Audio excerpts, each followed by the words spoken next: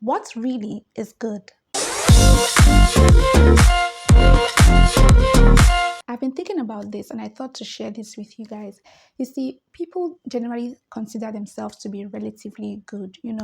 I treat people well, I am polite, I'm loving, I'm kind, I give to the poor, I'm a good spouse, I'm a good parent, I'm a good friend, things like that. And it just occurred to me that what really is the metrics that we use to gauge what is good enough and what is not?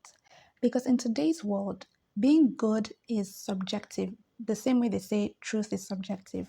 Being good is subjective. So, what is the foundation that we're using to gauge what is good? Because the truth is, we cannot trust humans' perception of goodness because it has proven over time to be faulty. It's still humans who decided collectively that slavery was good. It's still humans till today that say that abortion is okay because, well, the baby is still very tiny, whereas an ant is a living thing. Oh, well, it's located in the womb, but the chick in the egg is a living thing. I mean, like we can see that you really cannot base goodness on any human standard. No one is actually qualified to dictate what is good and what is bad. And so if there is no matrix, then anything goes. What stops me from doing all it takes to succeed, even if I have to ruin people's lives in the process? What stops me from doing that? Because people do that. And we look at them and say, oh, that's bad. Bad based on what? Bad based on what? Why can't I do all it takes to do whatever I want? That's what the world is clamoring for. Do as you please. Let me do whatever I please. It's my business, it's my prerogative. So if the world operates in that format, just imagine how the world would be. Then we should remove prisons. Let everyone do as they please. You see, I look at animals, they say that we are higher animals. And if you look at the jungle, it is a survival of the fittest system where if you're weak, you get, eaten. If you're strong, then you rule. You continue to live. And that's how the system works. So a lion wants to take the territory of another lion, and so they will fight it out, and the one who loses would have to leave, and the one who wins will now gain that territory. And what stops humans from doing that? We see it being done in some way or form, even in our world today. And sometimes we label this kind of acts as bad, but what is the metrics for this? There's absolutely no metrics for this. So everything goes. That world is chaotic. I remember having a conversation with an atheist, and he had this I gotcha moment when he said, well, your God allowed for slavery, so why would I serve such a God? Blah blah blah blah blah.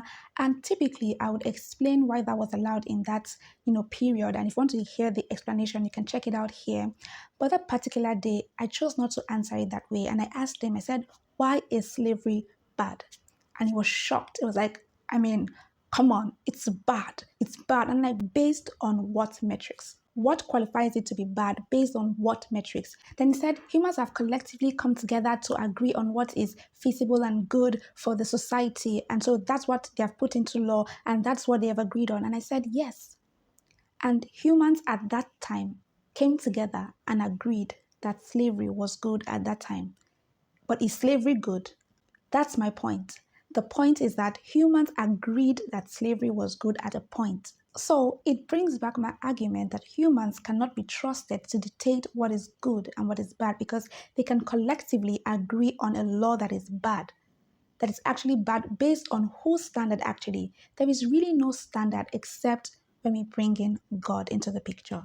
Because God alone is qualified to dictate what is good and bad because He's the one who created this world and everything in it. So He alone is qualified to dictate morality. He alone is qualified to dictate what is good and what is bad.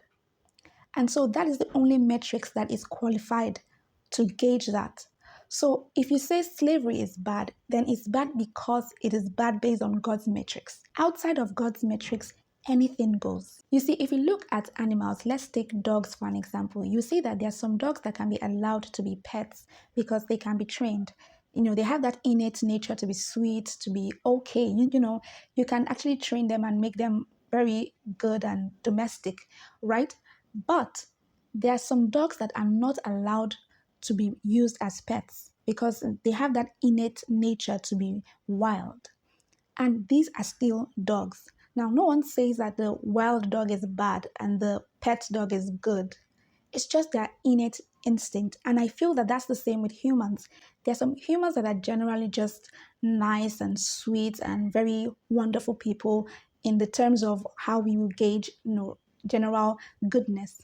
And there's some humans that, they're just, I would say, psychopaths. They're just terrible people based on our own, metrics, how we generalize being bad. They can do the most horrible things you can ever think of, and science says that it's just their innate nature.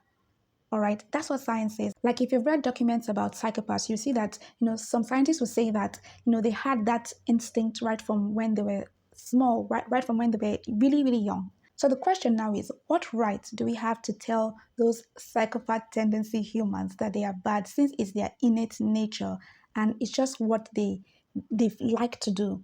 They are doing what they please, so why can't they be left to just do what they please? The strong preying on the weak.